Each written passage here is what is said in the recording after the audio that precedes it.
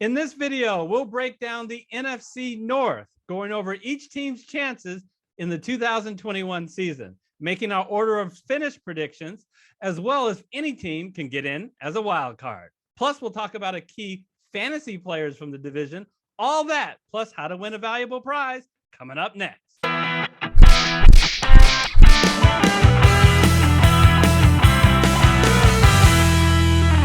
Hello, everyone. I'm Eric Lee. And I'm Aaron Sunday, sitting in for Michael Wiley, and we're the Fantasy Football Consultants. We've done shows analyzing every NFL division for the 2021 season. Links to all of the other division shows are in the description.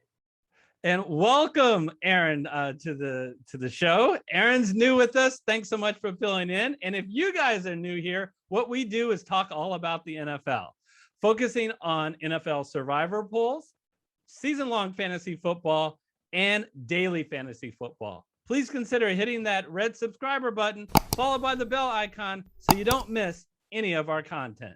All right, Aaron, let's get right to it. Let's talk about the NFC North. What happened last year? Well, let's see. In 2020, we had the Green Bay Packers, who came storming out the gate 4-0 and went 3-3 middle part of the season, and then finished really strong, got to the NFC Championship and lost. In second place, you had the Chicago Bears at 8-8, limped along, and then won 3 of 4 to squeeze out a wild card at 8-8. And third, you had the Vikings, who came in at a very disappointing, I think, for their standards and what they were expecting, at 7-9. And then, kind of as usual, you had the Detroit Lions, came in at 5-11. All right, looking at this upcoming year, what does Vegas predict? For 2021, they predict more of the same. The Green Bay Packers to once again win the division. They are minus 120, meaning you have to bet $120 just to win 100. Minnesota is plus 200. Chicago plus 500. And oh my gosh, the lack of respect, Aaron. The Detroit Lions. They are plus 2,500. Bet 100 if you want to waste $100, and you can win 2,500. This is your opportunity to play along as well. Go into the comment section and enter in the comment section. Please go ahead and tell us your order of finish in the NFC North, and let us know whether any team gets in as a wild card. All right, let's go into each of these teams. And well, the NFC North has really been the personal playground of the Green Bay Packers. The last 2 seasons, they have been 26-6, two-time division champions, dominated the division going 11-1. Will it continue, though? Aaron, how do you break down the Packers? Well, again, like every other team, there's some holes to fill, but I think they have the least amount of unknowns. Aaron Rodgers is always the go-to guy. Look, he's at the top. He's a once-in-a-lifetime generational talent. He had an MVP season last year. The offense was at record pace, very comparable to what they did actually in 2011, and when he was also MVP. They were top of the league in a lot of categories in third down conversions, points per game, yards per play. There's a lot of amazing positive aspects to what the Packers did last season. And to expect that it'll carry over this season, I think they have a lot of those key pieces. Contrary to maybe what you hear, the biggest question mark will be, I think, the offensive line. They lost a few holes there, and the big one being their all-pro center, Corey Lindsey. Yeah. So, and that was the continuity that kept the team together last year. The question I have to you is, do you think that will translate into keeping Rodgers safe and the running game going strong like it has last season? Yeah, well, you're right. That's going to hurt to lose Corey Lindsey, but they did draft in the very second round center Josh Myers out of Ohio State. And as you said, they're bringing back 19 of the 22 starters. So a lot of continuity. I need to ask you, because I know you are someone who's followed the Packers really closely. Yes. Tons of drama in the offseason with Aaron Rodgers. Do you think any of that is going to be an impact on the field this year? Is it going to be the same, or is there going to be any residual issues that come out from that? Aaron Rodgers was legitimately unhappy. Well, again, being from the Midwest, I grew up in Green Bay. I know a few people who actually have been to some of the training camp, and he's there slinging it around and laughing it up with the guys. It's almost like if there is a beef, okay, maybe it's with the front office. I actually, again, though, think because they're so close and on the precipice to the Super Bowl the last couple of years, Rodgers, and given kind of the mystique of his statements, looking at sort of like being angry that they've let certain guys go. And I think Lindsley is a guy that he thought was an important cog. He didn't come out publicly and say it, but kind of the way he said about how the Packers have let go other players. And you never really want to break up a quarterback from their center that he trusts. Right. To some degree. And then Bakhtiari got hurt and he's still recuperating. And that's his backside, his blind side. Now, granted, they just recently acquired Dennis Kelly from the Titans. So as to shoring up that offensive line, like I said, I think that's probably the biggest question mark. Brett, I'm impressed by someone that you don't hear much about is A.J. Dillon. I think he, along with Aaron Jones, A.J. Dillon's a 247-pound bruiser out there. Yes. And a 1-2 punch between Aaron Jones and A.J. Dillon, I think leads a pretty strong rushing attack. But I'd like to flip on to the defense because that's been something that I have been more concerned about with Green Bay as opposed to their offense, given that Aaron Rodgers is back. Tell us about the defensive side for the Pack. Yes, I think, again, I know some people with that receiver on the offense, but realistically, and this has been an ongoing problem with Green Bay, is on the defensive side, whether it's from drafting and then just even from last year. You have to remember they had about a +5 minutes overall in time of possession offensively. And sometimes offense is your best defense. And that actually glossed over some of the problems that they had on defense last year, which is a very inexperienced linebacking core. Sure, they had a decent pass rush and they have a really good secondary. But I think the Mike Pettin regime of as a defensive coordinator just was not a good fit. And it really got exposed by the Tampa Bay Bucks in the NFC Championship game.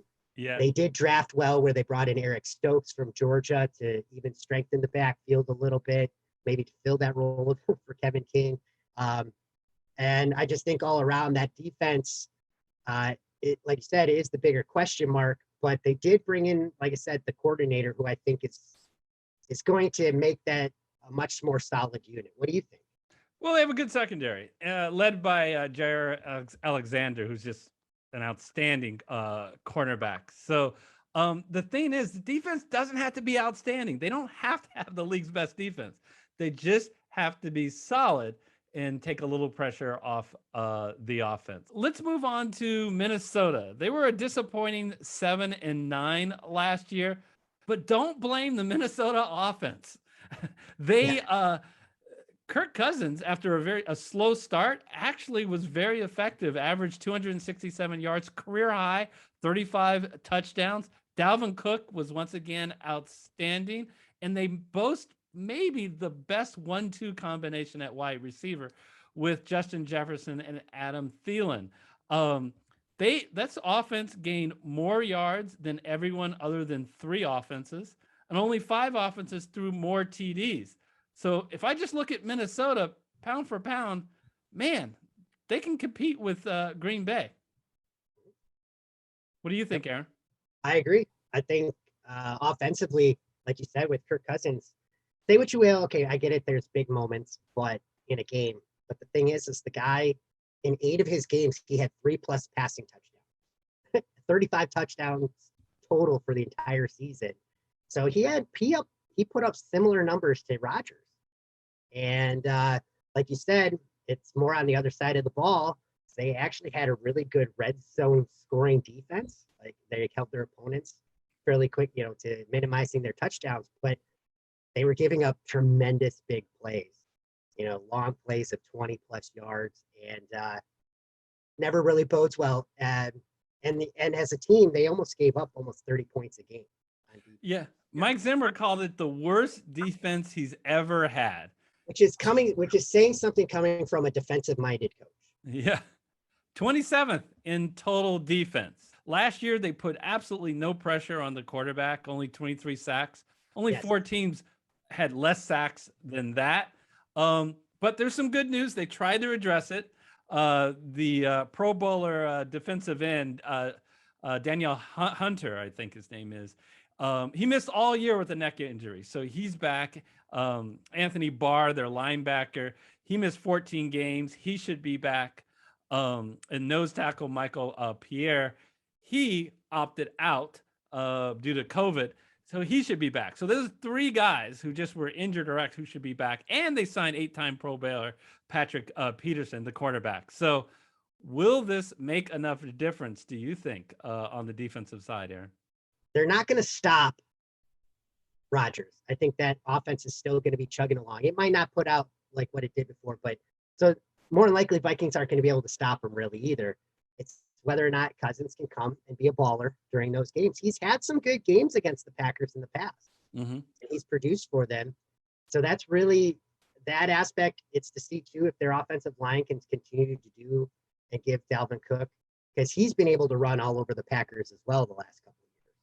So it's not out of the stretch by any imagination that they can't compete with the Packers. And more than likely, probably, as we've said behind the scenes here, that 10-7 could very well win that division. The crossover this year for the conference, the NFC North plays probably the toughest division in the NFC West. And then across conference, they played probably tied for first or second best division in the AFC North. And I think we added to that the entire division has only 8 home games. Everybody has 9 away games. So it's an uphill battle for the entire division. All right, let's turn our tables to the Chicago Bears. What do you see for them in 2021, Aaron? Well, look, let's just start with the monkey in the room that they finally moved on from Trubisky, and they probably did draft their franchise quarterback in Justin Fields. Given the Dalton versus Fields argument, there's a bet odds on when they're going to switch to Fields. So if they start with Dalton, is it going to be the over-under? I think was 11 games. Do you think it's going to be before that they bring in Fields or after? Which is completely conditioned on how well Andy Dalton does, right? If Andy Dalton does well, he may be the quarterback for the entire year. But I'm going to say under, because I don't think the Chicago Bear team will do well. And we're going to get into a situation where they may need a spark if they can get into the playoffs. And then I think you can bring in Justin Fields. How about on the defensive side? I kind of break them down as being pretty good up front, but a little their secondary is going to be is good, but it's going to be a little weaker without that cornerback Kyle Fuller back there. Yes, Kyle Fuller, but then of course they brought in from Detroit Desmond Trufant. And some other guys. So I'm not sure if that will necessarily shore up the backside. I mean, they have a stud back there at safety, but nonetheless, and look, you always have Khalil Mack.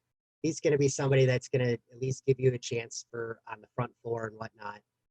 They got a decent, some decent linebackers. So, I mean, it's not a 2018 defense, right? When they were lights out, so to speak, but, if they can get back to that, to something near that, then, that's actually part of their saving grace last year was, even though they scored only 22 points, the defense kept them in games. Yep. So if they can do that this year and get a little more production with, like you said, a consistency from Dalton, or maybe they get a spark from Fields, you never know. Let's move on to Detroit. Okay, now Detroit finished 5-11 last year. This is the 3rd straight last place finish by the Detroit Lions. So you might say, well, how can it get worse? And my answer is stay tuned. So imagine a big wrecking ball. And that's exactly what they did to this Detroit Lion team. And it's going to take time to build that back up. Gone is Matthew Stafford. Gone is Kenny Galladay. Gone is Marvin Jones. Gone is Danny Amendola and Adrian Peterson. And I'm not impressed, Aaron, with the guys that replaced them. What do you take? Oh, where do I begin? It's a firestorm that they had that went down last year, where not only was it a bad year, and like you said, clearing house, not just with personnel as players. That was a whole new front office, new coaching staff. I'm not sure Dan Campbell's necessarily the guy to do, but because I kind of always feel it's like the same old story in Detroit. Look, Stafford was a good quarterback. It's just, it's for everybody that talks about, like, say, the futility of the Browns.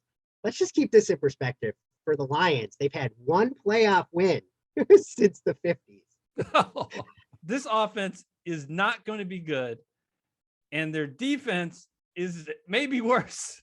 This defense gave up more points than anybody in the NFL. Did you guys hear me? More than Jacksonville, more than Houston, more than the New York Jets. And the worst part for the Lions is when you look at the schedule, I could totally see 1-7 or 0-8 to start the season. Whoa, that 1-7 or 1-8. Tell us. All right, so break it down in their first 8 games. All right, think about this. The first 5 games: San Francisco, Green Bay, Baltimore, Chicago, and Minnesota. And wow. So that easily could be 0-5. And, if they don't recover from that, I mean, even though they have a couple games after that going into their bye week, they do play on the road against the Rams. So that's going to be a reunion with Stafford. And then coming out of their bye week, think about this: at the Steelers, at the Browns, yikes, Bears, and Vikings. All right, so I'll tell you my picks. My picks are not going to be super surprising to you folks. The Green Bay Packers winning the division again. I'm going to put Minnesota second, the Chicago Bears third, and the easiest call maybe of any division is to say that the Detroit Lions will finish last, because I like 2 teams coming out of the NFC West, and I like the Saints' chances. I am going, and because of how difficult the schedule is for this division, I am not going to have a wild card team. And strangely enough, that is exactly what Michael Wiley thinks. So now, Aaron, maybe I should rethink it, because I'm agreeing with Michael Wiley. All right, had to take a little shot at my old co-host. Now, here's the question, Aaron. Will you offer a different perspective than what Michael and Wiley and I say? The only thing that I would add to that, I agree with the order. I do think that Minnesota has a better than 50% chance of maybe getting that last wild card spot. What we like to do here is to throw a few fantasy players up there to talk about. David Montgomery is somebody who I think had a great year last year. I would dial it back. Don't get too excited about him. Chicago's offensive line is still well below average, and Tariq Cohen was out a lot of the year. That's when Montgomery really started to take off, when Cohen went down. So Cohen comes back. I think he can eat in a little bit. Montgomery's still going to be good. Don't get me wrong. But will he be as good as last year? I don't think so. So, Aaron, thank you so much for joining us this week. Yeah, no, thank you for having me. It was a pleasure, and hopefully with some worthwhile advice. Whether it pans out that way, we'll have to see. Take care, and we'll see you next time. Check out one of these videos that are on the screen.